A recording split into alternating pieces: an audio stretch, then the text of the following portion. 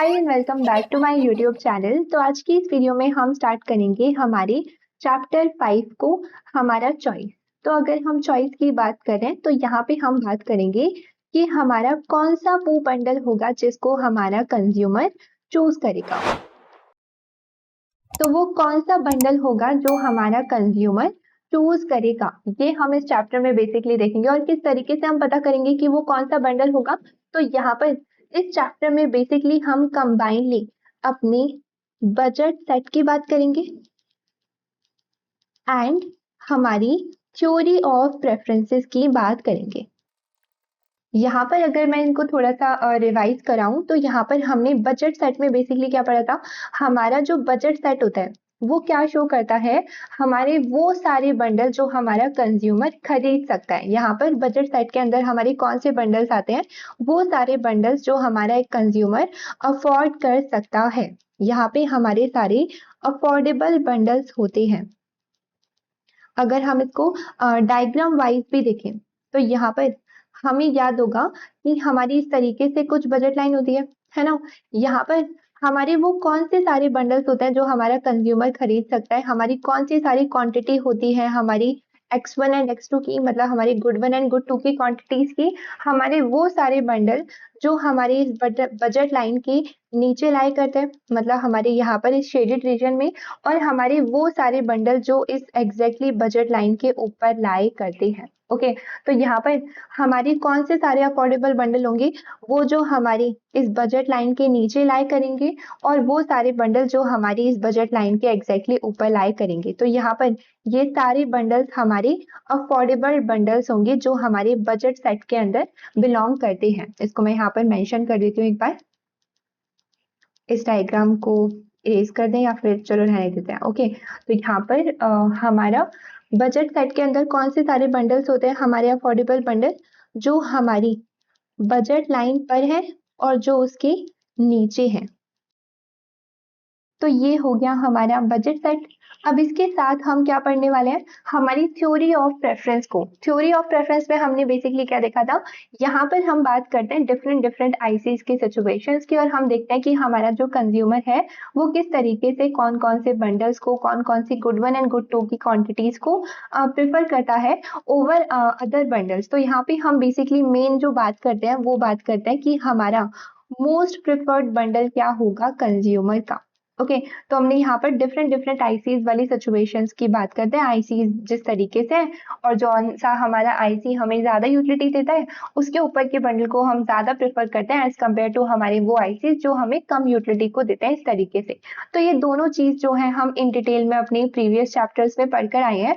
अब यहाँ पर अगर हमें देखनी है कंज्यूमर की चॉइस कि वो कौन सा बंडल चूज करेगा, तो उसके लिए हमें ये दोनों साथ में पढ़ने पड़ेंगे। और फिर हमें यहाँ पर, फिर हम जब इन दोनों को साथ में कंबाइनली पढ़ेंगे तो हमें यहाँ पे क्या मिलेगी, हमारी कंज्यूमर की ऑप्टिमल चॉइस मिलेगी। तो ये हमारा जो है ऑप्टिमल बंडल होगा। यहाँ पर हम इसको ऑप्टिमल चॉइस भी बोल सकते हैं। ये हमारा जो ऑप्टिमल बंडल है वो बेसिकली क्या शो करेगा, हमारी कंज्यूमर की चॉइस को शो करेगा कि हमारा कंज्यूमर कौन से बंडल को चूज कर रहा है। जो हम यहाँ पे फाइंड करना चाह रहे हैं कंज्यूमर की चॉइस, वो हमारी यहाँ पर इस ऑप्टिमल बंडल से हमें पता चलेगी कि हमारा कंज्यूमर कौन से बंडल को जो है चूज करता है। और वो कैसे निकलेगा, जब हम अपने बजट सेट और अपनी थ्योरी ऑफ प्रेफरेंस को साथ में पढ़ेंगे। मतलब कि यहाँ पर हम अपनी बजट लाइन एंड हमारी इंडिफरेंस कर्व को जब हम कंबाइनली साथ में एक साथ अपने एक ग्राफ में पढ़ेंगे तो वहां पर हम अपनी कंज्यूमर की चॉइस को जो है देख पाएंगे, हमारे ऑप्टिमल बंडल को हम निकालेंगे। तो किस तरीके से निकालेंगे तो उसको अब हम वन बाय वन समझते हैं। तो स्टार्ट करते हैं हमारा 5.1 ऑप्टिमल चॉइस।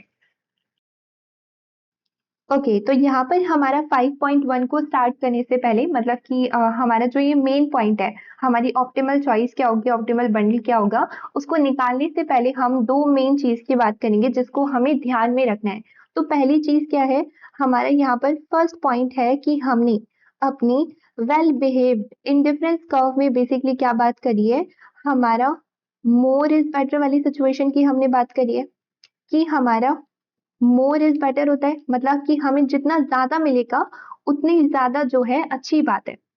हमारे कंज्यूमर को जितना ज़्यादा मिलेगा, उतनी ज़्यादा बढ़िया सिचुएशन है, अच्छी बात है। तो यहाँ पर ये जो मोर इज़ बेटर वाली सिचुएशन है, इसको हम यहाँ पर रिलेट करेंगे बेसिकली अपनी दोनों सिचुएशन में।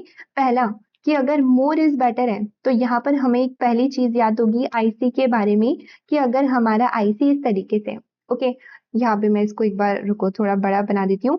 अगर हमारा इंडिफरेंस कर्व कुछ इस तरीके से है, यहाँ पे इस तरीके से हमारा इंडिफरेंस कर्व है, तो यहाँ पे हम बेसिकली क्या बात करते हैं मोर इज बेटर में कि अगर हमारा ये आईसी है, इसको हम IC1 ले लेते हैं। लेट सपोज ये हमें एक यूटिलिटी दे रहा है कांस्टेंट 10। यहाँ पर इसके ऊपर जितने भी पॉइंट्स हैं हमारे आईसी के ऊपर, वो हमें सेम यूटिलिटी को दे रहे हैं। क्या है वो 10। अब यहाँ पर मोर इज बेटर की क्या बात है कि यहाँ पे इस आईसी के ऊपर तो हमें सेम यूटिलिटी मिल रही है 10, बट इस आईसी के ऊपर यहाँ पर अगर हम इस एरिया में चले जाते हैं, यहाँ पे हमारा कोई भी जो पॉइंट होगा, हमें पता है कि वो ज़्यादा यूटिलिटी को देगा, है ना? अब वो ज़्यादा यूटिलिटी को देगा, तो यहाँ पर इसके ऊपर के जितने भी पॉइंट्स होंगे, यहाँ पे इस आईसी के ऊपर की साइड जितने भी पॉइंट्स होंगे, वो हमारी कंज्यूमर के लिए एक बेटर ऑफ सिचुएशन होगी। ये हम पढ़ कर आए हैं, जस्ट हम यहाँ पे रिवीजन कर रहे हैं इस चीज़ की। तो यहाँ पर ये एक बेटर ऑफ सिचुएशन होगी कंज्यूमर के लिए, क्योंकि यहाँ के सारे पॉइंट हमें ज़्यादा यूटिलिटी को देंगे और यहाँ पर ये हमारे बेटर ऑफ बंडल्स होंगे। सेम यहाँ पर कि अगर हमारा कंज्यूमर इस आईसी के नीचे ये वाले जितने भी पॉइंट्स हैं, अगर इन पर जाता है, इन पर मूव करता है, तो ये वाली जो सिचुएशन है, वो हमारे कंज्यूमर के लिए कैसी सिचुएशन होगी? यहाँ पर ये वाली सिचुएशन हो जाएगी हमारे कंज्यूमर के लिए वर्स ऑफ, क्योंकि यहाँ पे हमें जो है 10 यूटिलिटी मिल रही है। इसके नीचे वाले अगर हम एरिया में जाएंगे तो हमें कम यूटिलिटी मिलेगी और हमारा जो कंज्यूमर है वो वर्स ऑफ वाली सिचुएशन में पहुंच जाएगा कि ये सारे बंडल्स उसको कैसे होंगे? वर्स ऑफ, पहले से और बेकार बंडल होंगे, क्योंकि कम यूटिलिटी मिल रही है कंज्यूमर को। तो ये हमारा फर्स्ट पॉइंट है जो हमें यहाँ पे याद रखना है। सेकेंड हमारा इसी में पॉइंट कि यहाँ पर अगर हम बात कर रहे हैं मोर इज बेटर की, यहाँ पे अगर हम बात कर रहे हैं मोर इज बेटर की, तो आईसी की तो हमने बात कर ली। अगर हम बात कर रहे हैं बजट लाइन की, तो हमने क्या बात करी बजट सेट में कि हमारे ये सारे बंडल्स जो हम अफोर्ड कर सकते हैं वो कौन से हैं? जो हमारे इस एरिया में लाई करेंगे और हमारे जो इस बजट लाइन के ऊपर लाई करेंगे, ओके। लेकिन यहाँ पे अगर हम बात कर रहे हैं मोर इज बेटर, तो हमारा जो कंज्यूमर है, हमें याद होगा कि हमारी जो बजट लाइन की इक्वेशन है वो कुछ इस तरीके से है ना? तो यहाँ पे हमारा जो कंज्यूमर है वो मोर इज बेटर में क्या करेगा? कोई भी जो पैसे है ना अपने, वो बचाएगा नहीं। मतलब कि यहाँ पे अगर हम अफोर्डेबल बंडल्स की बात करते हैं, तो वो हमारे बंडल्स इस तरीके से इक्वेशन आती है कि हमारी बजट सेट की इक्वेशन ये होती है कि ये जो वैल्यू है वो हमारी इस मनी से कम भी हो सकती है और इसके जितनी भी हो सकती है। कम भी हो सकती है में वो सारे बंडल आते हैं जो यहाँ पे बिलोंग करते हैं, है ना? और इसके जितने इक्वल टू वाले बंडल वो होते हैं जो हमारी इस बजट लाइन के ऊपर लाई करते हैं। मोर इज बेटर में हम यहाँ पे क्या बात कर रहे हैं कि हम सिर्फ इन्हीं बंडल्स की बात करेंगे जो हमारी इस बजट लाइन के ऊपर लाई करेंगे। मतलब कि हमारा जो कंज्यूमर है वो यहाँ पर अपनी कंप्लीटली मनी को एग्जॉस्ट कर रहा है। हम यहाँ पे ये जो लेस देन वाली सिचुएशन है कि ये हमारी जो साइड है वो लेस देन होगी हमारी मनी से, मतलब ये वाले जो बंडल्स हैं उनकी हम यहाँ पे बात नहीं करेंगे। हम यहाँ पे बात करेंगे कि हमारा जो कंज्यूमर है वो कंप्लीटली अपनी मनी को जो है एग्जॉस्ट कर रहा है और हम सिर्फ इन्हीं बंडल्स की बात करेंगे जो हमारी बजट लाइन के ऊपर लाई कर रहे हैं। तो यहाँ पर ये लेस देन इक्वल टू का साइन हटकर हो जाएगा ये कि हम इन्हीं अफोर्डेबल बंडल्स की बात करें। इसके जो नीचे लाए कर रहे हैं इनको हम खरीद सकते हैं, बट यहाँ पे हमारे पैसे बच जाएंगे, कंप्लीटली एग्जॉस्ट नहीं होगी हमारी मनी, तो इनको हम यहाँ पे कंसीडर नहीं करें। तो ये हमारा सेकंड पॉइंट है जो हमें यहाँ पर याद रखना है। तो मैं इसको एक बार वर्ड्स में भी मेंशन कर देती हूँ यहाँ पर। तो यहाँ पर अगर मैं इसको एक बार समराइज करूँ तो हम क्या बात कर रहे हैं? अगर हम आईसी की बात कर रहे हैं तो इसके ऊपर के पॉइंट तो हमें सेम लेवल की यूटिलिटी को देंगे। अगर हम इससे अबव चले जाते हैं इस वाले एरिया में, तो हमारा जो कंज्यूमर है वो बेटर ऑफ वाली सिचुएशन में चला जाएगा, क्योंकि इसके ऊपर के जितने भी जो यहाँ पर बंडल्स होंगे, इस एरिया में जो बंडल्स होंगे वो हमें ज्यादा यूटिलिटी को देंगे। सेम अगर हम इसके नीचे वाले बंडल्स को कंज्यूम करेंगे, अगर हमारा कंज्यूमर इसके नीचे वाले बंडल्स को कंज्यूम करेगा इस एरिया के, तो वो हमारी वर्स ऑफ वाली सिचुएशन में चला जाएगा, क्योंकि वो हमें 10 यूटिलिटी से कम यूटिलिटी को देगा। ओके, ये हमारी इंडिफरेंस कर्व की बात हो गई। यहाँ पर अगर हम बजट लाइन की बात करें तो हमने जैसे ऊपर बात करा यहाँ पर कि हमारे यहाँ पे बजट सेट में कौन से बंडल्स आ रहे हैं, वो सारे बंडल जो हमारा कंज्यूमर खरीद सकता है। मतलब कि हमारे इस लाइन के ऊपर और इस लाइन के नीचे जितने भी पॉइंट्स हैं वो सारे पॉइंट। ओके, तो यहाँ पर हमारी जो बजट सेट की इक्वेशन होती है, हमने बात करी है कि वो इस तरीके से होती है कि यहाँ पर हमारा P1 P1x1 प्लस हमारा P2x2 is equal to M। ये हमारी इस लाइन की इक्वेशन है और हमारी इस लाइन के नीचे वाले जितने भी बंडल्स हैं उसकी इक्वेशन कुछ इस तरीके से है कि यहाँ पे हमारी जो वैल्यूज आएंगी वो इस तरीके से आएंगी कि वो हमारी मनी से कम होगी। ओके, मतलब कि यहाँ पे ये जो बंडल्स इस लाइन के नीचे लाई कर रहे हैं, ये जो बंडल्स हैं जो इस लाइन के नीचे लाई कर रहे हैं, इस एरिया में लाई कर रहे हैं, वो हमारे वो बंडल्स हैं जहां पर हमारी कुछ मनी जो है बच जाएगी। बट अगर हमें मोर इज बेटर वाली सिचुएशन में जाना है तो हम सारी मनी को एग्जॉस्ट करके जितने भी हम गुड्स खरीद सकते हैं उतने खरीदेंगे। तो हम इस वाली सिचुएशन को जो है रिस्ट्रिक्ट कर रहे हैं, इसको इग्नोर कर रहे हैं और सिर्फ इस वाली सिचुएशन की बात करेंगे जहां पे हमारा जो कंज्यूमर है वो कंप्लीटली अपनी मनी को एग्जॉस्ट करेगा। मतलब कि हम सिर्फ इस बजट लाइन की जो है इक्वेशन की बात करेंगे। ये हमारी इस बजट लाइन के ऊपर जितने भी पॉइंट्स हैं इसकी अब हम बात करेंगे। इसके नीचे जो पॉइंट्स आ रहे हैं जिनको हम खरीद सकते हैं उसकी हम बात नहीं करें यहाँ पे। ओके, तो यहाँ पर हमने अपनी जो है रिस्ट्रिक्शन कर दी है कुछ कि हम सिर्फ उन्हीं अफोर्डेबल बंडल्स की बात कर रहे हैं जो हमारी सिर्फ बजट लाइन के ऊपर लाई करते हैं।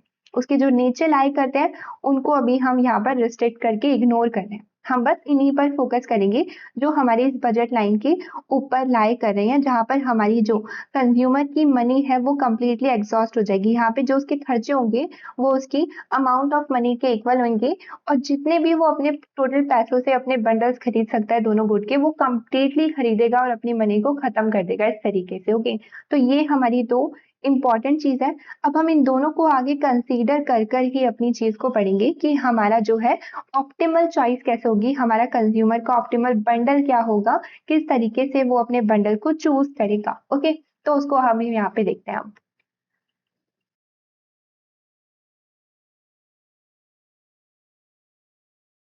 ओके, तो यहाँ पर हमने जो है अपनी एक लाइन बनाई ए बी, जो कि क्या है हमारी एक बजट लाइन है। और उस बजट लाइन के ऊपर जितने भी पॉइंट्स हैं वो सारे हमारे कौन से पॉइंट्स हैं, वो सारे अफोर्डेबल पॉइंट है जिन पर हमारी जो मनी है वो कंप्लीटली एग्जॉस्ट हो जाती है। मतलब कि यहाँ पर हमारे जो खर्चे होंगे दोनों गुड्स के मिलाकर वो हमारी मनी के इक्वल होंगे। कौन से सारे दोनों गुड्स के मिलाकर, हमारी गुड वन की क्वांटिटी X1 एंड हमारे गुड टू की क्वांटिटी हमारी X2। तो यहाँ पे हमारे जो खर्चे हैं क्या है, वो गुड वन पर हमारा ये खर्चा होगा कि मैंने कितनी क्वांटिटी परचेज करी और उस पर कितना प्राइस पे करा। गुड टू की क्वांटिटी पे क्या खर्चा होगा, यहाँ पर मैंने कितनी क्वांटिटी उसकी परचेज करी प्लस उस पर कितना प्राइस दिया। तो इन दोनों का जो ये कंबाइनली खर्चा है ये हमारी मनी के इक्वल होगा। यहाँ पे हमने जितनी भी मनी थी वो कंप्लीटली स्पेंड कर दी दोनों गुड्स पर और ये हमारा खर्चा मनी के इक्वल है। और ये हमारे वो सारे पॉइंट है इस बजट लाइन पर जिनको हम जो है अफोर्ड कर सकते हैं और अपनी मनी को कंप्लीटली एग्जॉस्ट कर सकते हैं। ओके, तो ये हमारी बजट लाइन की बात हो गई। इस पे हमारे वो बंडल्स हो गए जिनको हम कंप्लीटली एग्जॉस्ट करके अफोर्ड कर सकते हैं, अपनी मनी को कंप्लीटली खत्म करके अपने बंडल्स को अफोर्ड कर सकते हैं। ओके, उसके बाद अगर हम यहाँ पर बात करें अपनी प्रेफरेंस की, ये तो हमारी वन साइड स्टोरी हो गई कि हमने अपनी बजट लाइन को देख लिया। इसके साथ साथ हमें अपनी प्रेफरेंस का भी ध्यान रखना पड़ेगा अपने ऑप्टिमल पॉइंट के लिए। तो प्रेफरेंस के लिए हमें यहाँ पर क्या गिवन है, हमारी 3 आईसीज हमने लिया है, हमारा IC1, IC2 एंड हमारा IC3। हमें पता है कि हमारा good one and good two कौन से गुड है, नॉर्मल गुड है, अच्छे गुड है, गुड गुड है। तो इस सिचुएशन में हमारी जो प्रेफरेंस है वो किस तरीके से होगी, यहाँ पर अगर हम अपनी प्रेफरेंस की बात कर रहे हैं, अगर हम अपनी यहाँ पर प्रेफरेंसेस की बात करें अपने कंज्यूमर की, तो उसकी प्रेफरेंस किस तरीके से होगी। यहाँ पर हमें पता है कि अगर हमारे दोनों गुड अच्छे गुड है तो सिचुएशन में जो इंडिफरेंस कर्व सबसे ऊपर है, सबसे हाईएस्ट पोजीशन पर है, वो हमें सबसे ज्यादा यूटिलिटी को देगा। मतलब कि हमारा IC3 जो है सबसे ज्यादा यूटिलिटी को देगा, उससे कम उससे नीचे वाला देगा और सबसे कम सबसे नीचे वाला IC हमें यूटिलिटी को देगा।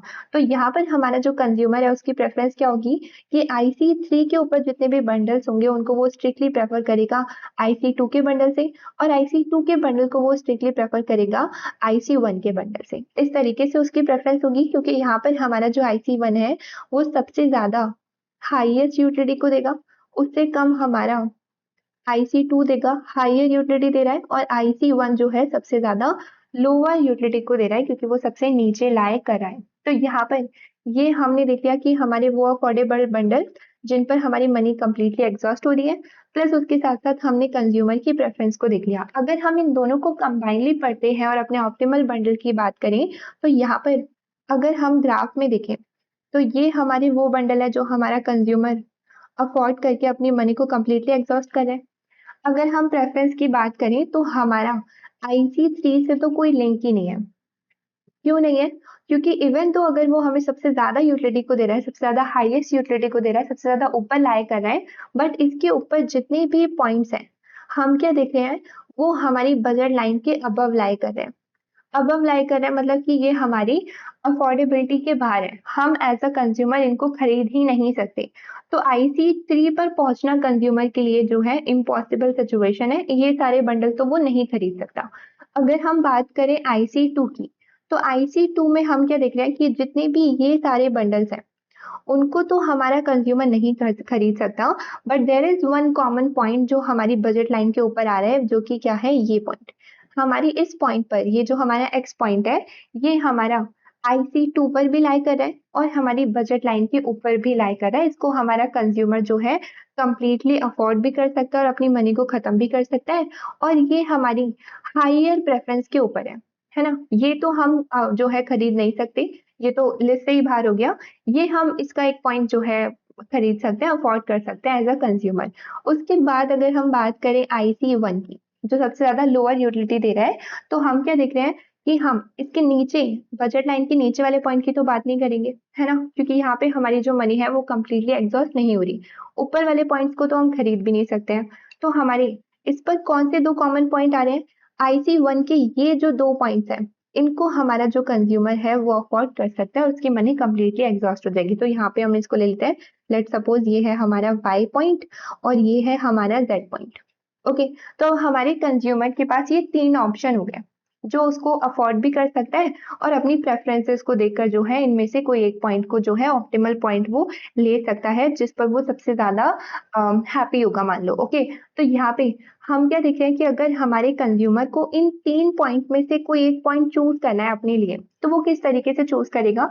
यहाँ पे हम क्लियरली देख सकते हैं कि इन 3 पॉइंट को अगर हम कंपेयर करें, तो हमारा जो ये पॉइंट है, हमारा जो Y पॉइंट है और हमारा जो Z पॉइंट है, हम देख रहे हैं कि वो हमारे IC1 पर लाई कर रहा है और वो हमें सबसे ज़्यादा लोअर यूटिलिटी को देता है। ओके, और अगर हम इसको कंपेयर करें अपने कौन से पॉइंट से? अपने X पॉइंट से। यहाँ पे अपने X पॉइंट से, तो हमारा जो X पॉइंट है, वो हमारे IC2 के ऊपर लाई करता है, जिसकी प्रेफ़रेंस क्या है? इससे ऊपर है। यहाँ पे इसके पॉइंट जो हैं हम स्ट्रिक्टली प्रेफ़र करेंगे ओवर हमारे IC1 के पॉइंट। यहाँ पर क्यों? क्योंकि ये हमारे IC2 के पॉइंट जो हमें यूटिलिटी दे रहे हैं, वो ज़्यादा यूटिलिटी को दे रहे हैं, हायर यूटिलिटी को दे रहे हैं एज़ कंपेयर टू IC1। तो यहाँ पर हमारा जो ये X पॉइंट है, हम देखेंगे कि वो हम स्ट्रिक्टली प्रेफ़र करेंगे ओवर हमारा बंडल Y एंड Z, क्योंकि वो हमें ज़्यादा यूटिलिटी को देगा, वो हायर IC पर है। ये हमारा IC2 पर है और ये हमारे IC1 पर है। तो हमारा जो X बंडल है, यहाँ पर हमारा जो X बंडल है, वो क्या हो जाएगा? हमारा ऑप्टिमल बंडल हो जाएगा। ओके, मैं इसको एक बार इरेज़ कर देती हूँ यहाँ पर।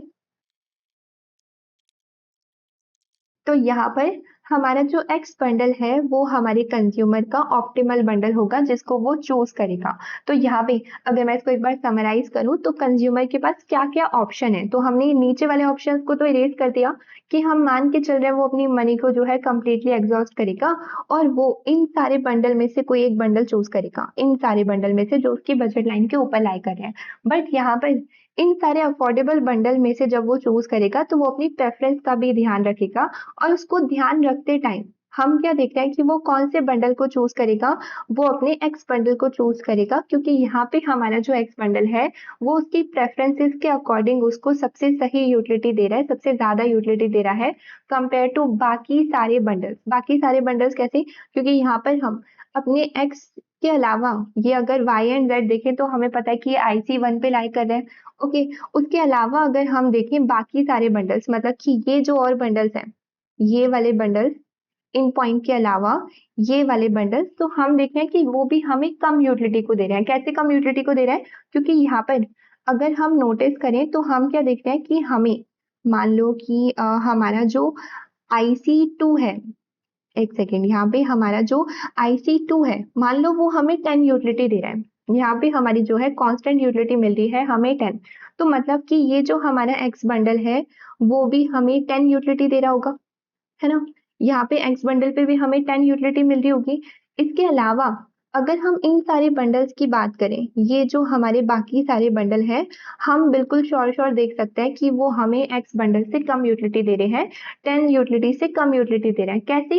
क्योंकि यहाँ पर हमें पता है, हमने ऊपर पढ़ा कि वर्स ऑफ और बेटर ऑफ वाली सिचुएशन, तो हम देख रहे हैं कि यहाँ पर ये जो हमारा IC2 है, यहाँ पे ये हमारा जो IC2 है, एक सेकेंड, यहाँ पे ये हमारा जो IC2 है, अगर हम इसके नीचे वाली सिचुएशन में जाएंगे, मतलब कि यहाँ पर कहीं जाएंगे, अगर हम इससे नीचे जाएंगे तो हमारा जो कंज्यूमर है वो वर्स ऑफ हो जाएगा।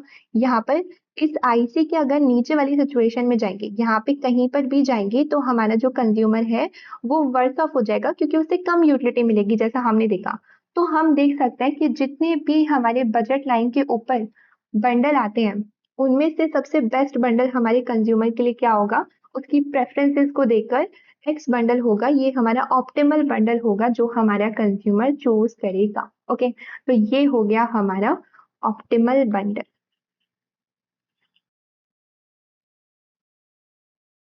तो यहाँ पर ये हो गई हमारे कंज्यूमर की चॉइस। ये ऑप्टिमल बंडल क्या शो करता है कि ये हमारा बंडल कंज्यूमर चूज करेगा, ये हमारे कंज्यूमर की क्या हो गई है, चॉइस। अब यहाँ पर ऑप्टिमल बंडल पे हम क्या देख रहे हैं कि हमारा जो IC है, यहाँ पे हमारा जो IC है वो हमारी बजट लाइन को एग्जैक्टली सिर्फ एक ही पॉइंट पर टच कर रहा है। इस तरीके से जा रहा है कि वो एग्जैक्टली सिर्फ एक ही पॉइंट पर हमारी बजट लाइन को टच कर रहा है। मतलब कि यहाँ पर हमारा जो IC है वो टेंजेंट है, अगर वो एक ही पॉइंट पर टच कर रहा है बजट लाइन को, तो वो हमारी बजट लाइन पर एक टेंजेंट बना रहा है, मतलब एक ही पॉइंट पर टच कर रहा है, सेम ही बात है। अगर वो हमारी बजट लाइन के टेंजेंट है, उसके एक ही पॉइंट पर टच कर रहा है, तो यहाँ पर इस पर्टिकुलर पॉइंट पर, इस एक्स पॉइंट पर हमारा जो IC का स्लोप होगा, हमारा जो IC का स्लोप होगा वो इक्वल होगा हमारी बजट लाइन के स्लोप के। ओके, तो यहाँ पर इस पॉइंट पर, एक्स पॉइंट पर हमारा जो स्लोप ऑफ IC होगा वो हमारी बजट लाइन के स्लोप के इक्वल होगा। यहाँ पे हम देख सकते हैं कि भाई हमारी जो बजट लाइन है वो एक स्ट्रेट लाइन है, ये हमारा जो AB है वो एक स्ट्रेट लाइन है, तो इसका तो स्लोप थ्रू आउट वैसे भी सेम रहता है। लेकिन यहाँ पर हमारा जो IC है वो इस सिचुएशन में कि ये कॉन्वेक्स है, स्ट्रिक्टली कॉन्वेक्स है, तो यहाँ पे हम क्या देख रहे हैं कि हमारा हर पॉइंट पर जो स्लोप है वो डिफरेंट होगा इस सिचुएशन में IC के, है ना, हमने ये पढ़कर आए हैं।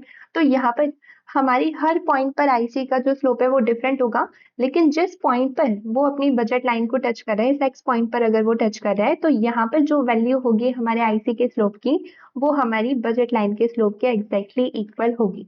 ओके, तो ये हो गया हमारा ऑप्टिमल बंडल, और यहाँ पर हमारा जो IC है वो टेंजेंट बना रहा है हमारी बजट लाइन से, तो यहाँ पर वो एक पर्टिकुलर पॉइंट पे टच कर रहा है, तो इस पर्टिकुलर पॉइंट पे जो IC का स्लोप होगा वो बजट लाइन के स्लोप के इक्वल होगा। व्हाट इफ अगर वो टेंजेंट नहीं बना रहा होगा, तो मतलब कि यहाँ पर अगर वो एक पॉइंट पे टच करके नहीं जा रहा होगा, तो सिचुएशन में क्या होगा? तो व्हाट इफ अगर वो टेंजेंट नहीं हुआ, तो मतलब कि वो एक पर्टिकुलर पॉइंट पे टच करके नहीं गया, तो यहाँ पे IC2 वाली सिचुएशन हो गई, जैसा हमने ऊपर देखा। यहाँ पे हमारा जो IC2 है वो एक पर्टिकुलर पॉइंट, मतलब एक्स पॉइंट पर जो है टच होकर जा रहा था, एक टेंजेंट बना रहा था, पर्टिकुलर पॉइंट पे टच हो रहा था बजट लाइन से। व्हाट इफ अगर वो एक पर्टिकुलर पॉइंट पे टच नहीं होता, तो सिचुएशन में हम दूसरी सिचुएशन ले सकते हैं, ये हमारी IC1 वाली, है ना, क्योंकि IC1 में हम क्या देख रहे हैं कि वो एक पर्टिकुलर पॉइंट पे टच तो नहीं हो रहा, मतलब कि वो हमारा अगर टेंजेंट नहीं होगा तो वो हमारी बजट लाइन को इस सिचुएशन में क्रॉस कर कर जाएगा। टेंजेंट नहीं है तो वो क्रॉस कर कर जाएगा हमारे IC1 की तरह, जैसे यहाँ पे अब ये 2 पॉइंट पे जो है टच कर रहा है। ओके, तो यहाँ पे ये हो गया हमारा सी पॉइंट, ये हो गया हमारा डी पॉइंट। अगर हमारा इस तरीके से होगा और टेंजेंट नहीं होगा तो यहाँ पर जिस पॉइंट पर हमारा जैसे सी एंड डी पर टच कर जा रहा है, या फिर ऊपर वाले ही पॉइंट ले लेते हैं, यहाँ पे हमने वाई एंड जेड लिया था, तो यहाँ पे अगर हमारा वाई एंड जेड वाली सिचुएशन होगी, इस तरीके से क्रॉस कर कर हमारा आईसी जाएगा, बजट लाइन को क्रॉस करेगा और जो ये पॉइंट पर टच करेगा, तो यहाँ पे ये जो हमारा वाई एंड जेड पॉइंट होंगे, ये हमारे ऑप्टिमल पॉइंट नहीं होंगे। अब यहाँ पर हमारा जो ये वाई एंड जेड है, वो ऑप्टिमल पॉइंट क्यों नहीं है, ये एक स्टार पॉइंट है, इसको समझना ध्यान से। जैसा हमने ऊपर रिवाइज भी करा कि अगर हमारा आईसी कुछ इस तरीके से, ओके, तो इस आईसी के ऊपर जितने भी पॉइंट्स लाई करते हैं, यहाँ पे इस आईसी के ऊपर जितने भी पॉइंट्स होते हैं, वो हमें सेम लेवल की यूटिलिटी देते हैं। इसके बाद हमने ऊपर क्या रिवाइज करा, बाकी चैप्टर्स में भी इतनी बार पढ़ा हुआ है कि इस आईसी के अबव जितने भी पॉइंट्स होंगे, इस एरिया में जितने भी पॉइंट्स होंगे, वो हमारे कंज्यूमर को जो है बेटर ऑफ कर देंगे, यहाँ पे बेटर ऑफ कर देंगे क्योंकि वो ज्यादा यूटिलिटी को देंगे।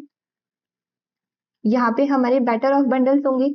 और अगर हमारे इस आईसी के नीचे, यहाँ पे इस आईसी के नीचे अगर हमारे बिलो बंडल्स होंगी, तो वो हमारे कंज्यूमर को वर्स ऑफ वाली सिचुएशन में डाल देंगे, क्योंकि यहाँ पे इससे नीचे हमारे बंडल्स जो होंगे वो कम यूटिलिटी को देंगे। तो यहाँ पे ये सारे जो बंडल हैं वो वर्स ऑफ वाली सिचुएशन में हमारे कंज्यूमर को ले आते हैं। ओके, तो यहाँ पे भी सेम सिचुएशन है कि अगर हम बात करें कि ये दोनों बंडल्स हमारे ऑप्टिमल क्यों नहीं है, तो वो हम देख सकते हैं कि देखो कंज्यूमर के पास क्या ऑप्शन है, जैसा हमने बात करा कि वो सिर्फ इन बंडल में से चूज कर रहा है, ये जो बजट लाइन के ऊपर बंडल है इनमें से चूज कर रहा है ना।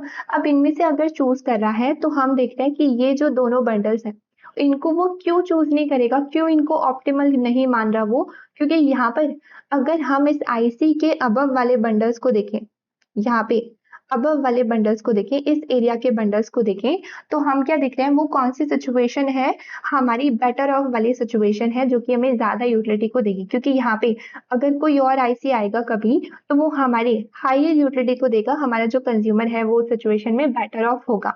तो यहाँ पर हम क्या देख रहे हैं कि अगर ये हमारे ऑप्शन है, यहाँ पे अगर हमारी ये ऑप्शन है बजट लाइन के ऊपर, ये हमारी जो ए बी बजट लाइन है, इसके ऊपर ये जितने भी पॉइंट्स है, इनमें से अगर कंज्यूमर को चूज करना है, तो कंज्यूमर कभी भी ये दोनों बंडल्स को चूज नहीं करेगा, इनको ऑप्टिमल नहीं होगा, क्योंकि हमारे इन दोनों बंडल्स के बीच में, यहाँ पे इन बिटवीन हमारा y एंड z, ये जो हमारे पॉइंट्स होंगे इन दोनों बंडल्स के बीच में, ये कौन से एरिया में आएंगे, अगेन हमारे अबव वाले एरिया में आ रहे हैं, कि यहाँ पे ये अबव वाले एरिया में आ रहे हैं, जो हमारे कंज्यूमर को और बेटर ऑफ कर सकते हैं।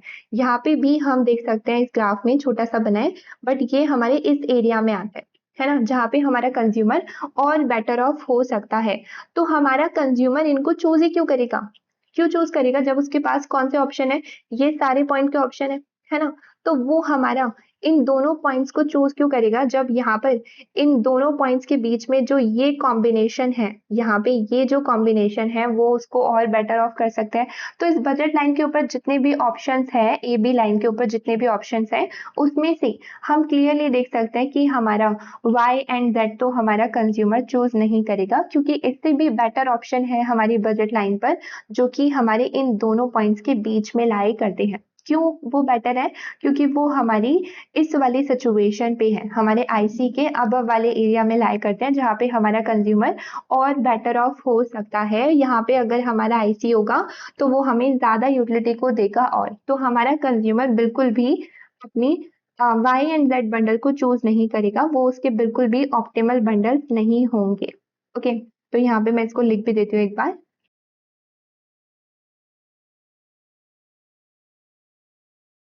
तो यहाँ पर अगर हमारा आईसी बजट लाइन के टेंजेंट नहीं होता, तो हमारा जो आईसी है वो बजट लाइन को क्रॉस करके जाएगा, मतलब इस तरीके से। और यहाँ पे हम क्या देखेंगे कि जिन पॉइंट पर वो हमारी बजट लाइन को टच कर रहा है, जिन पॉइंट पर वो हमारी बजट लाइन को टच कर रहा है, वो पॉइंट हमारे ऑप्टिमल पॉइंट नहीं होंगे। क्यों नहीं होंगे, क्योंकि यहाँ पर इन दोनों पॉइंट्स के बीच के जो पॉइंट्स होंगे वो हमें ज्यादा यूटिलिटी को देंगे, क्योंकि वो हमारी बेटर ऑफ वाली सिचुएशन में बिलोंग करेंगे। यहाँ पर हमारे इन दोनों पॉइंट्स के बीच में y एंड z के पॉइंट के बीच में जो ये सारे पॉइंट्स हैं, ये सारे हमारे कौन से एरिया में है? बेटर ऑफ वाले एरिया में है, मतलब कि वो सारे हमारे इस वाले एरिया में बिलोंग करते हैं। ये वाला जो एरिया है अबव, इसमें बिलोंग करते हैं और ये हमारा एरिया कौन सा है? यहाँ पर हमारी बेटर ऑफ वाला एरिया जो हमें ज्यादा यूटिलिटी को देता है। अब अगर इसको एक बार समराइज करें, जो भी हमने अभी तक पढ़ा है, तो हमने क्या देखा कि हमारा कंज्यूमर किस तरीके से ऑप्टिमल बंडल को चूज करता है। यहाँ पे हमने ये देखा और यहाँ पे हमने जो इम्पोर्टेंट चीज नोटिस करी है वो क्या है कि हमारे ऑप्टिमल बंडल पर हमारा जो आईसी है वो टेंजेंट है हमारी बजट लाइन के। यहाँ पे हमने ये चीज नोटिस करी। इस एक्स पॉइंट पे हम क्या देख रहे हैं कि IC2 हमारा बजट लाइन के जो है टेंजेंट है, मतलब कि उसको एक पर्टिकुलर पॉइंट पर ही टच कर रहा है, जो कि हमारा एक्स पॉइंट है, हमारा एक्स बंडल है। और वो ही बंडल हमारी कंज्यूमर की जो है चॉइस है, वो ही बंडल हमारा ऑप्टिमल बंडल है। तो यहाँ से हम क्या नोटिस कर रहे हैं कि ये जो हमारी कंडीशन है कि आईसी हमारी बजट लाइन से एक पॉइंट पर ही टच होना चाहिए, टेंजेंट ही बनाना चाहिए, ये हमारी एक नेसेसरी कंडीशन हो गई। मतलब कि ये कंडीशन तो फुलफिल होनी ही चाहिए, है ना? तो यहाँ पर हम इस पॉइंट को नीचे लिख देते हैं।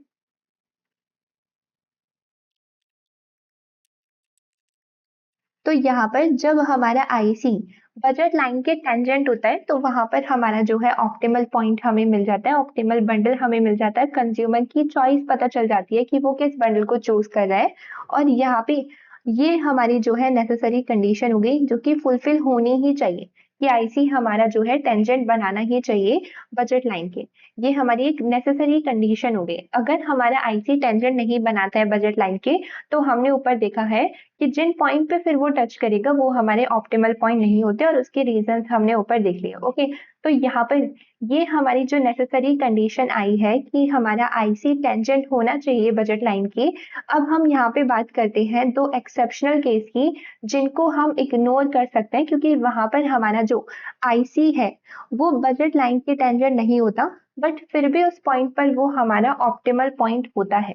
मतलब कि यहाँ पे अगर हम अपनी दो एक्सेप्शनल केस की बात करें जहां पर हमारा आईसी टेंजेंट नहीं बना रहा, बट स्टिल वहां पर हमारा जो है ऑप्टिमल पॉइंट हमारे कंज्यूमर को मिल रहा है, तो इन सिचुएशन की हम यहाँ पे बात करते हैं कि हमारे वो कौन से दो एक्सेप्शनल केसेस हैं जहां पर हम इस नेसेसरी कंडीशन को इग्नोर कर सकते हैं। तो यहाँ पर अगर हम अपने फर्स्ट केस की बात करें, यहाँ पे अगर हम अपनी फर्स्ट केस की बात करें, तो हम बात कर रहे हैं कि व्हाट इफ अगर हमारा जो आईसी है वो इस तरीके से है कि वो कोई कर्व की फॉर्म में नहीं है। मतलब कि यहाँ पे अगर हमारा ये बजट लाइन है और यहाँ पे हमारा आईसीएस इस तरीके से क्रॉस नहीं कर रहा जैसे ऊपर कर रहा था, और ना ही वो इस तरीके से टेंजेंट बना रहा है, वो किस तरीके से हमारी बजट लाइन को टच कर रहा है, वो कोई कर्व की फॉर्म में नहीं है, वो हमारा एक किंक पॉइंट पर टच कर रहा है। मतलब कि वो यहाँ पर हमारा एक कॉर्नर पॉइंट पे इस तरीके से जो है बजट लाइन के टच कर रहा है, ये हमारा इस पॉइंट पर टच कर रहा है, एक कॉर्नर पॉइंट से जो है टच कर रहा है। हमारा आईसी कुछ इस तरीके से है, यहाँ पे ये हमने ले लिया IC1।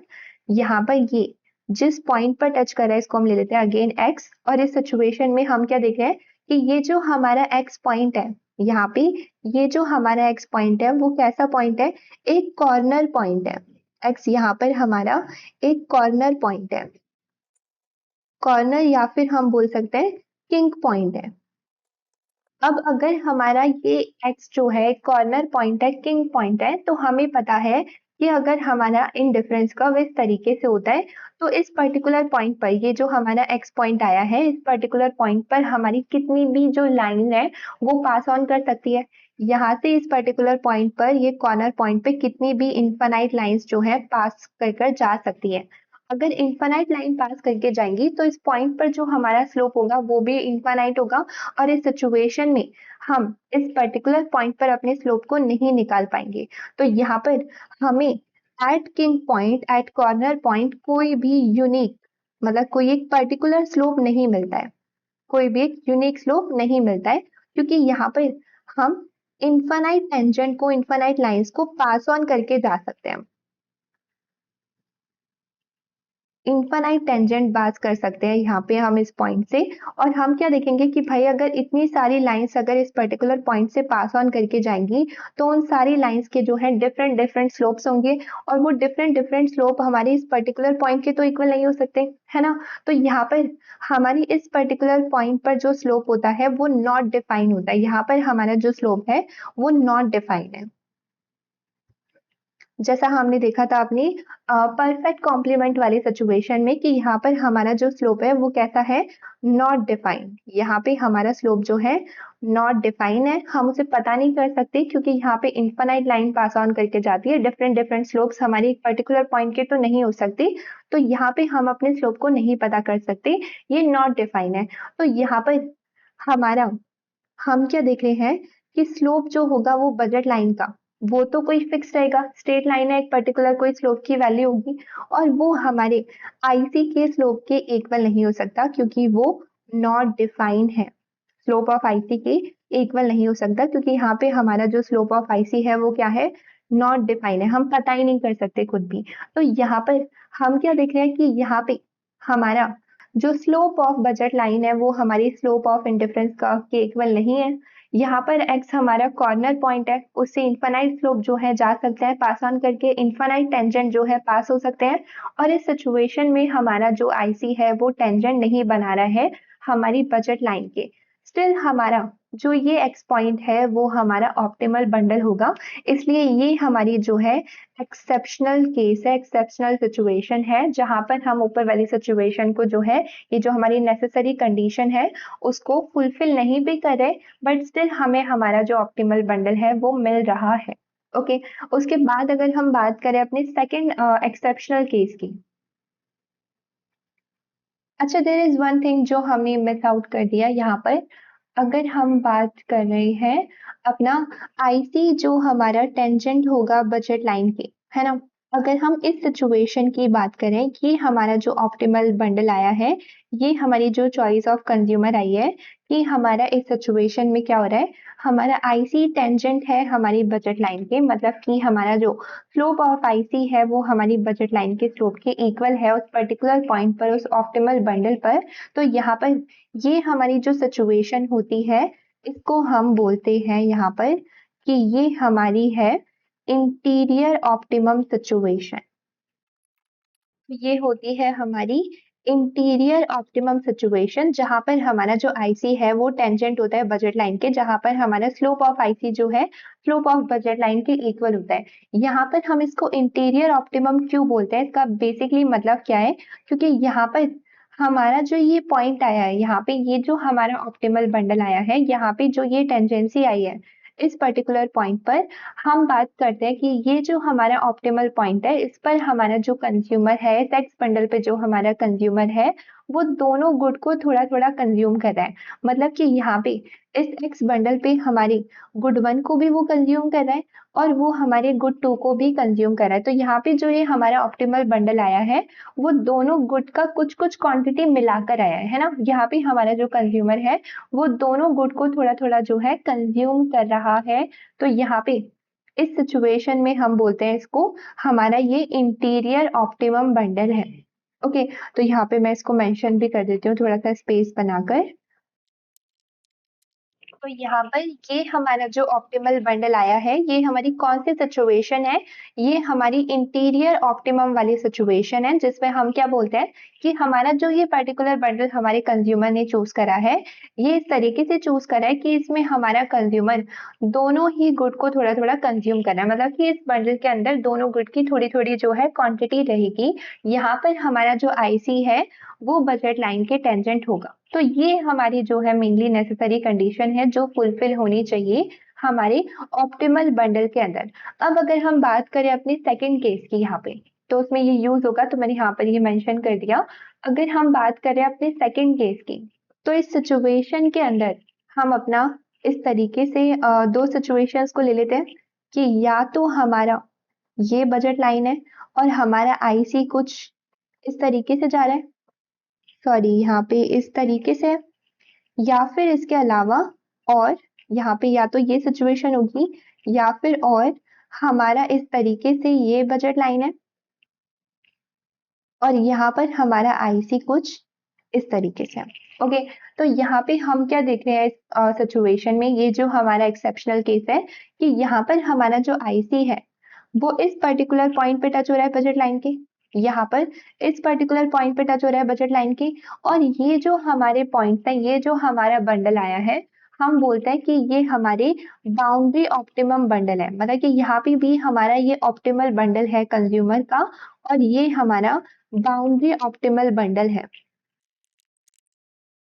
तो ये हमारा बाउंड्री ऑप्टिमम वाली सिचुएशन है। ये हमारा जो ऑप्टिमल बंडल आए हैं, ये जो दोनों पॉइंट्स आए हैं वो कैसे पॉइंट्स हैं, कैसे ऑप्टिमल बंडल है, ये हमारे बाउंड्री ऑप्टिमम ऑप्टिमल बंडल है। ये कंज्यूमर जो चूज कर रहा है वो कैसे बंडल को चूज कर रहा है, बाउंड्री ऑप्टिमम बंडल्स को चूज कर रहा है। इसका क्या मतलब हुआ, यहाँ पे हम बात करते हैं कि हमारा जो कंज्यूमर है वो दोनों गुड्स की क्वांटिटी को थोड़ा थोड़ा कंज्यूम नहीं कर रहा, वो कंप्लीटली एक गुड को खरीद ही नहीं रहा और कंप्लीटली दूसरे गुड को पूरा पूरा खरीद रहा है जितने भी उसके पास पैसे हैं। तो यहाँ पे हमारी ये कौन सी सिचुएशन हो गई, जहां पर हमारा कंज्यूमर एक गुड को बिल्कुल भी कंज्यूम नहीं कर रहा है। तो यहाँ पर हमारी कंजम्पशन एक गुड की जो है कंप्लीटली जीरो है। जैसे यहाँ पे अगर हम बात करें इस सिचुएशन की, तो ये हमारा x1 होता है, यहाँ पर हमारा x2 होता है। तो इस पॉइंट पर ये जो हमारा ऑप्टिमल बंडल है, ये जो हमारा बाउंड्री ऑप्टिमम बंडल है, सिचुएशन है, इसमें हम क्या देख रहे हैं कि इस पॉइंट पर हमारा जो गुड वन की क्वांटिटी है वो क्या है, जीरो। इस सिचुएशन में हमारा जो कंज्यूमर है वो गुड वन को कंज्यूम ही नहीं कर रहा। यहाँ पे दूसरी साइड बात करें तो यहाँ पर ये हमारा x1 है और यहाँ पे ये हमारा x2 है। यहाँ पे हमारा जो कंज्यूमर है वो गुड टू को बिल्कुल भी कंज्यूम नहीं कर रहा इस पर्टिकुलर पॉइंट पर, इस बाउंड्री ऑप्टिमम पॉइंट पर। ये जो हमारा ऑप्टिमल बंडल आया है इस पर हमारा कंज्यूमर गुड टू को बिल्कुल भी कंज्यूम नहीं कर रहा। अब यहाँ पे ये जो हमारी सेकंड सिचुएशन है, इसको हम एक्सेप्शनल केस क्यों बोल रहे हैं, क्योंकि यहाँ पे हमारा जो कंज्यूमर है वो बाउंड्री ऑप्टिमम बंडल्स को चूज कर रहा है, ना कि वो इंटीरियर ऑप्टिमम बंडल्स को चूज कर रहा है। जैसे हमने ऊपर देखा, नॉर्मली क्या होता है कि हमारा जो कंज्यूमर है वो दोनों गुड को थोड़ा थोड़ा कंज्यूम करता है ना। जैसे हमने ऊपर इस तरीके से अपना आईसी देखा, यहाँ पे ये जो टेंजेंट बना रहा है इस पॉइंट पर हमारा कंज्यूमर दोनों गुड की थोड़ी थोड़ी क्वांटिटी को जो है खरीद रहा है, बट यहाँ पे इस सिचुएशन में ऐसा नहीं हो रहा। इंटीरियर ऑप्टिमम चीज जो है फॉलो नहीं की जा रही। यहाँ पे हमारा जो कंज्यूमर है वो दोनों में से किसी एक गुड को तो कंप्लीटली कंज्यूम नहीं कर रहा, बिल्कुल जीरो कर दी उसकी कंजम्पशन। और उस सिचुएशन में हम बाउंड्री ऑप्टिमम वाली सिचुएशन की बात कर रहे हैं, जहां पर हमारा एक गुड को बिल्कुल भी कंज्यूम नहीं किया जा रहा। जैसे यहाँ पे गुड वन को बिल्कुल भी कंज्यूम नहीं किया जा रहा और इस पॉइंट पर गुड टू को बिल्कुल भी कंज्यूम नहीं किया जा रहा। स्टिल हमारा जो ये पॉइंट है वो हमारा ऑप्टिमम बंडल है, इसलिए ये हमारी एक्सेप्शनल सिचुएशन है सेकंड। ओके, तो ये हमारी दो एक्सेप्शनल सिचुएशन है जहां पर हमारी जो ये कंप्लीटली रिक्वायरमेंट है, यहाँ पे ये हमारी जो कंप्लीटली रिक्वायरमेंट है वो फुलफिल नहीं हो रही है। स्टिल हमारा जो है ऑप्टिमम बंडल हमारा कंज्यूमर को मिल रहा है। इस रिक्वायरमेंट के बिना भी हमारा जो कंज्यूमर है वो चूज कर पा रहा है अपने ऑप्टिमल बंडल को। तो ये हमारा एक्सेप्शनल वन हो गया कि यहाँ पर ये हमारे किंग पॉइंट पर हमारा इवन दो बजट लाइन का स्लोप इक्वल नहीं है हमारे आईसी के स्लोप की, बट स्टिल ये हमारा ऑप्टिमल पॉइंट है। और सेकंड सिचुएशन में हम देख रहे हैं कि इवन दो हमारा कंज्यूमर दोनों गुड को थोड़ा थोड़ा कंज्यूम ना करके एक ही गुड को कंप्लीटली कंज्यूम कर रहा है और दूसरे गुड को बिल्कुल भी कंज्यूम नहीं कर रहा, स्टिल ये हमारा जो है ऑप्टिमम बंडल को हमें दे रहा है। ओके, अब इसके बाद अगर हम बाकी चीजों की बात करें, वापस से अपने टॉपिक पर जाएं, हमारी नेसेसरी कंडीशन की। ओके, सो वापस से अगर हम अपने टॉपिक पर आए, जो हमने अभी तक डिस्कस करा वो क्या है कि ये हमारी जो है नेसेसरी कंडीशन होनी चाहिए कि हमारा जो आईसी है वो टेंजेंट होना चाहिए बजट लाइन की, और यहाँ पर ये जो हमें बंडल मिलेगा इस पर वो कैसा बंडल होगा, हमारा इंटीरियर ऑप्टिमल बंडल होगा। मतलब कि हमारा जो कंज्यूमर है वो दोनों ही गुड को थोड़ा थोड़ा कंज्यूम कर रहा होगा। तो अब हम यहाँ पे बात करें कि ये जो हमारी नेसेसरी कंडीशन आई है, जिसको हम बोल रहे हैं कि ये तो फुलफिल होनी ही चाहिए अपने ऑप्टिमल बंडल के लिए। अगर हम एक्सेप्शनल कंडीशंस को इग्नोर कर दें तो बाकी सिचुएशंस में जो ये सिचुएशन है, हमारी जो नेसेसरी कंडीशन है वो फुलफिल होनी ही चाहिए। हम बात कर रहे हैं कि अगर ये फुलफिल हो जाती है तो क्या ये इनफ है। अगर ये फुलफिल हो गए बाकी सिचुएशंस में, तो क्या हमें हमारे ऑप्टिमल पॉइंट्स मिल जाएंगे, उसकी हम बात कर रहे हैं। तो यहाँ पर इसको समझने के लिए हमारी बुक में एक डायग्राम गिवन है कुछ इस तरीके से।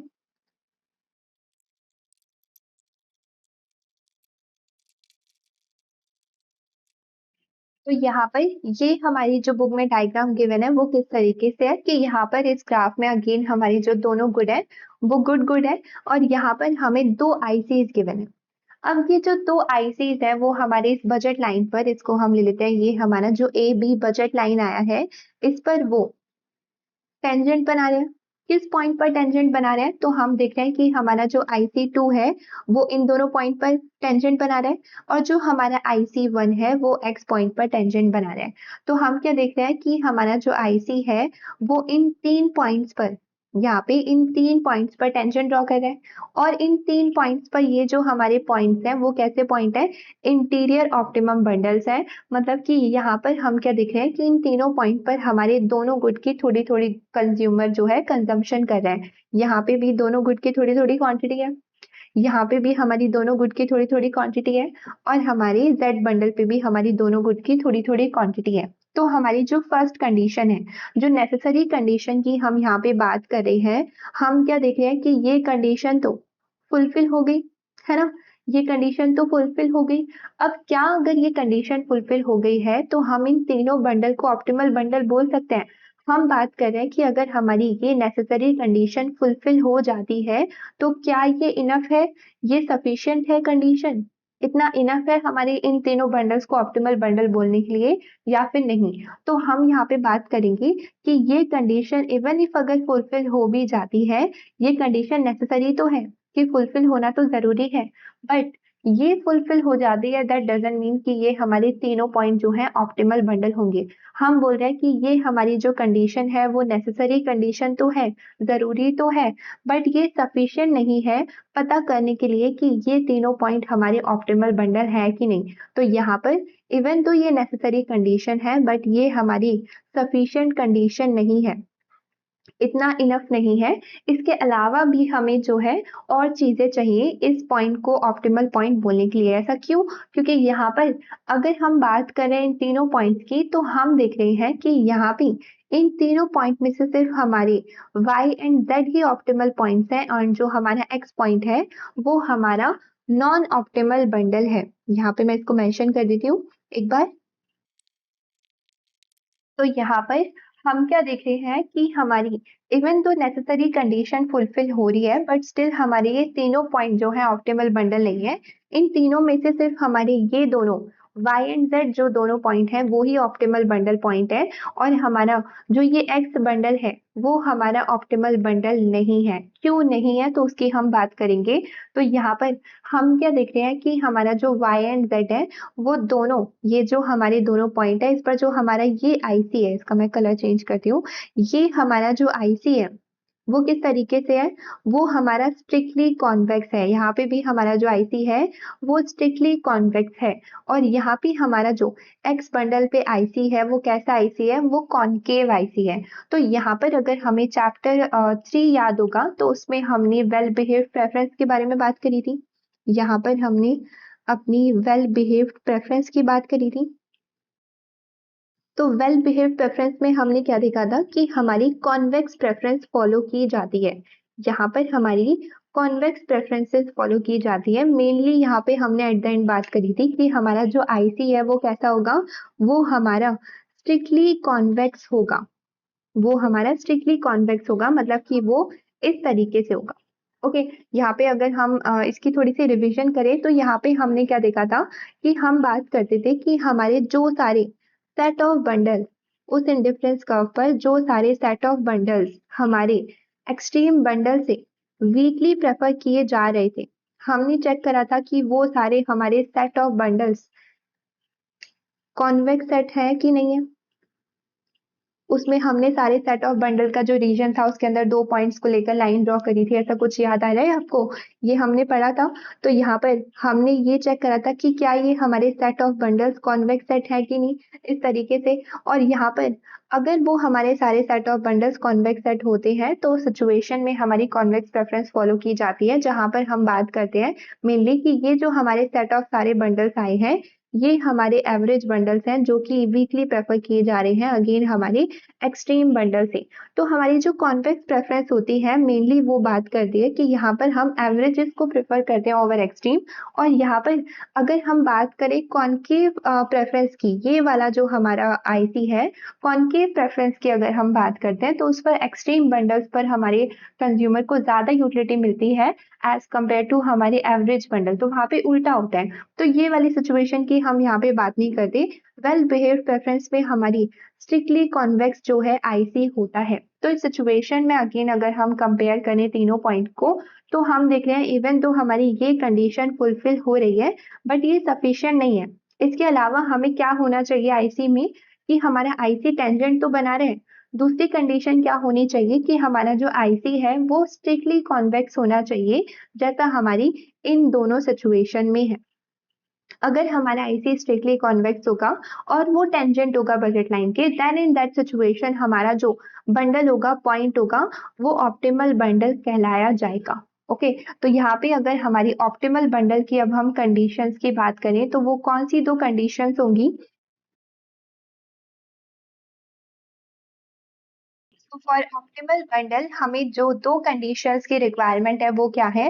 पहला हमारी जो नेसेसरी कंडीशन है वो क्या है कि हमारा आईसी जो है वो बजट लाइन के टेंजेंट होना चाहिए। दूसरी हमारी जो कंडीशन है उसको हम बोल रहे हैं सफिशिएंट कंडीशन, इसके बाद और कुछ नहीं चाहिए। तो ये जो हमारा आईसी टेंजेंट होगा वो कैसा आईसी होना चाहिए? वो हमारा कॉन्वेक्स होना चाहिए। यहाँ पे हमारा जो आईसी है वो स्ट्रिक्टली कॉन्वेक्स होना चाहिए। इस तरीके से हमारा जो है इंडिफरेंस कर्व होना चाहिए। ओके तो यहाँ पर ये जो हमारी ऊपर वाली सिचुएशन है डायग्राम है, it is just for the reference, but हम मेनली बात करते हैं कि हमारा जो आईसी है वो कॉन्वेक्स होगा इस तरीके से और वो सिर्फ एक ही पर्टिकुलर पॉइंट पर जो है बजट लाइन के टेंजेंट होगा, है ना। तो हमारा आईसी इस शेप में होगा और एक ही पर्टिकुलर पॉइंट पर वो बजट लाइन के टेंजेंट होगा और वही पर्टिकुलर पॉइंट जो है हमारा ऑप्टिमल पॉइंट होगा। अब यहाँ पर अगर हम ऑप्टिमल पॉइंट की बात करते हैं, ऑप्टिमल बंडल की बात करते हैं, तो उस पॉइंट पर अगर हमारा आईसी बजट लाइन के टेंजेंट होता है तो जैसा हमने ऊपर बात करी तो उस सिचुएशन में क्या होगा, उस पॉइंट पर हमारा जो स्लोप होगा आईसी का वो हमारे बजट लाइन के स्लोप के इक्वल होगा, है ना। तो यहाँ पर अगर हम आईसी की स्लोप की बात करते हैं तो वो बेसिकली क्या होता है, हमारा एमआरएस होता है, मार्जिनल रेट ऑफ सब्सटीट्यूशन की हम यहाँ पे बात करते हैं। तो वो कैसे कैलकुलेट किया जाता है, हमारा minus of M U X one मतलब गुड वन एंड यहाँ पर marginal utility of good two. Okay और यहाँ पर हमारा स्लोप ऑफ बजट लाइन क्या होता है, हमारा minus P one divided by P two. Okay तो यहाँ पर ये वैल्यूज हम कैसे कैलकुलेट करते हैं ये सब तो पता ही होगा क्योंकि हमने ऑलरेडी लास्ट इतने सारे चैप्टर्स में इनकी बहुत डिटेल में बात करी है।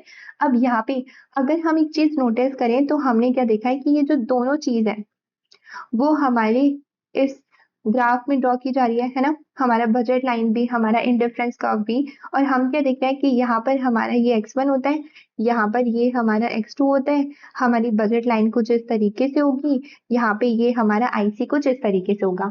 हम देख रहे हैं कि ये जो दोनों चीज है, ये जो दोनों वैल्यूज है वो अपनी अपनी जगह बेसिकली क्या दिखा रही है, वो हमारा एक रेट ऑफ चेंज दिखा रही है या फिर रेट ऑफ एक्सचेंज बोल सकते हैं किस चीज का, कि हमारा x1 के चेंज होने से मतलब गुड वन की क्वांटिटी के चेंज होने से मेरी गुड टू की जो क्वांटिटी है वो कितनी चेंज हो रही है। और यहाँ पे ये जो नेगेटिव रिलेशन है वो बताता है कि ये डायरेक्शन उल्टी डायरेक्शन में मूव करेंगे, कि अगर हम एक को बढ़ाएंगे तो दूसरा कम होगा। ओके तो यहाँ पे ये नेगेटिव नेगेटिव हमारा कैंसिल आउट हो सकता है, इसे इग्नोर कर देते हैं।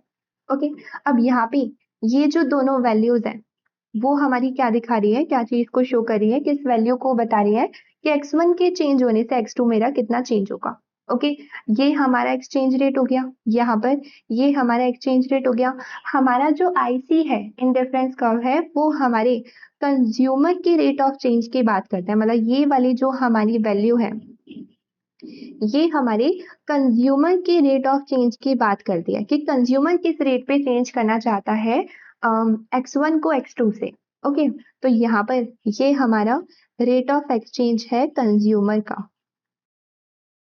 और यहाँ पर दूसरी साइड ये वाला जो हमारा स्लोप ऑफ बजट लाइन है, इस पे हम प्राइसेस की बात कर रहे हैं, तो ये वाला जो हमारा रेट ऑफ चेंज है ये कंज्यूमर का नहीं है, ये प्राइसेस पर डिपेंड कर रहा है मार्केट के। तो ये हमारे मार्केट का रेट ऑफ चेंज शो करता है कि मार्केट किस रेट पर दोनों गुड को एक्सचेंज करना चाहती है। ओके, तो यहाँ पर जब हम बात करते हैं ऑप्टिमल बंडल की, तो उस सिचुएशन में हमारा जो कंज्यूमर जिस रेट पर चेंज करना चाहता है और मार्केट जिस रेट पर एक्सचेंज करना चाहती है, वो दोनों रेट सेम होते हैं। लेकिन अगर वो सेम नहीं होते, जैसे फॉर एग्जाम्पल अगर हम कुछ वैल्यूज की बात करें, तो मान लो यहाँ पर हमारा जो स्लोप ऑफ इंडिफरेंस कर्व है वो -1/2 है, मतलब -1/2 है। और यहाँ पर हमारा जो स्लोप ऑफ बजट लाइन है वो मान लो -1 है, मतलब कि इसके नीचे भी अगेन 1 होगा। तो यहाँ पे हम माइनस माइनस को इग्नोर कर देते हैं क्योंकि वो नेगेटिव रिलेशन को ही शो कर रहा है। अब यहाँ पर हम क्या देख रहे हैं कि ये जो दोनों चीज है, हमारा स्लोप ऑफ IC हमारे स्लोप ऑफ बजट लाइन के इक्वल नहीं है। यहाँ पे ये जो हमारा स्लोप ऑफ इंडिफरेंस कर्व है जो हाफ है, वो बेसिकली क्या शो कर रहा है, यहाँ पे ये जो वैल्यू है वो बेसिकली क्या शो कर रही है, हमारा कंज्यूमर का ट्रेड ऑफ, क्योंकि ये कंज्यूमर का एक्सचेंज रेट है। कंज्यूमर किस रेट पर एक्सचेंज करना चाहते हैं, तो ये हमारे कंज्यूमर का ट्रेड ऑफ शो कर रही है। कंज्यूमर किस रेट पर चेंज करना चाह रहे हैं, तो कंज्यूमर किस रेट पे चेंज करना चाह रहे हैं कि अगर वो 1 यूनिट X1 का इंक्रीज करता है तो वो चाह रहा है कि मैं सिर्फ हाफ यूनिट X2 का गिव अप करूंगा, कम करूंगा, ये कंज्यूमर चाहता है। एंड दूसरी साइड यहाँ पे हम क्या देख रहे हैं कि ये हमारा मार्केट का एक्सचेंज रेट शो करती है, तो ये हमारे मार्केट का ट्रेड ऑफ बताएगी कि हमारी मार्केट चाहती किस रेट पर एक्सचेंज करना, तो वो चाहती है कि कंज्यूमर अगर 1 यूनिट इंक्रीज करेगा X1 का, तो उसके बदले में कंज्यूमर 1 यूनिट कम करे अपने X2 का, मतलब गुड टू की क्वांटिटी का। तो यहाँ पर हमारा कंज्यूमर चाहता है कि 1 यूनिट के बदले वो सिर्फ हाफ यूनिट गिव अप करे, मार्केट चाहती है कि 1 यूनिट के बदले वो 1 यूनिट जो है गिव अप करे। तो इस तरीके से हम दोनों का जो है ट्रेड ऑफ देख सकते हैं। अगर वो दोनों का ट्रेड ऑफ इक्वल नहीं आता, तो सिचुएशन में हमारा जो कंज्यूमर है वो अपनी ऑप्टिमल चॉइस पर नहीं होगा। इसको मैं एक बार वर्ड्स में भी लिख देती हूँ नीचे यहाँ पर।